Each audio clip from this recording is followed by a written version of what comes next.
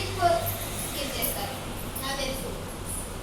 అలా అప్పుడు ఏమవుతుంది చూడండి, ఇంత ఇక్కడ నుండి మండే టు థర్స్డే వెళ్ళాలంటే చాలా డిఫరెన్స్ సిచ్యువేషన్.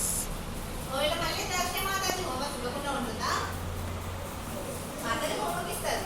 అప్పుడు మళ్ళీ మనం ఏమవుతుంది, Thursday homework, Tuesday homework, Wednesday homework, Thursday homework. అమ్మో చేయాలంటే ఇబ్బంది అని ఏదో నేను చేసినానని ఓన్లీ థర్స్డే హోంవర్క్ చేస్తారు, ట్యూస్డే వెనస్డే హోంవర్క్ అలానే ఉండిపోతుంది.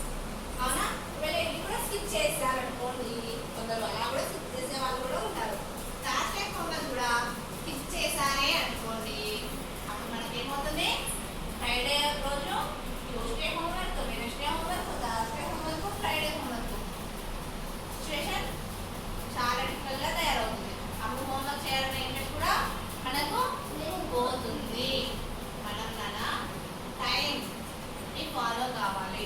టైంని ఫాలో అవుతూ డైలీ హోంవర్క్ డైలీలోనే మనం రెగ్యులర్ టైంలో చేసుకోవాలి. ఏ రోజు పని ఆ రోజు చేయడం వలన మనం జీవితంలో ఉన్నతమైన స్థానానికి చేరుకుంటాం. మనం టైంని సద్వినియోగం చేసుకొని హోంవర్క్ కంప్లీట్ చేయడం వలన మనము మంచి పొజిషన్లో ఉంటాము.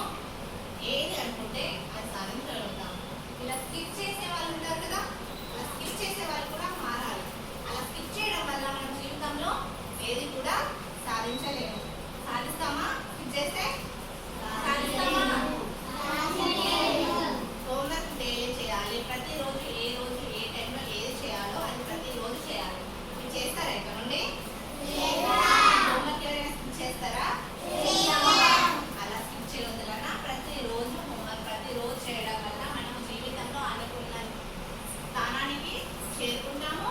టైం సద్వినియోగం చేసుకోవడం వల్ల మనం ఎలా ఉన్నాం, మంచి పొజిషన్లో ఉంటాము. అనుకున్నది సాధించగలుగుతాం. ఇలా స్కిప్ చేయడం వల్ల ఏది సాధించలేము. ఓకేనా? ఇక్కడ నుండి అందరూ హోంవర్క్ చేస్తారా?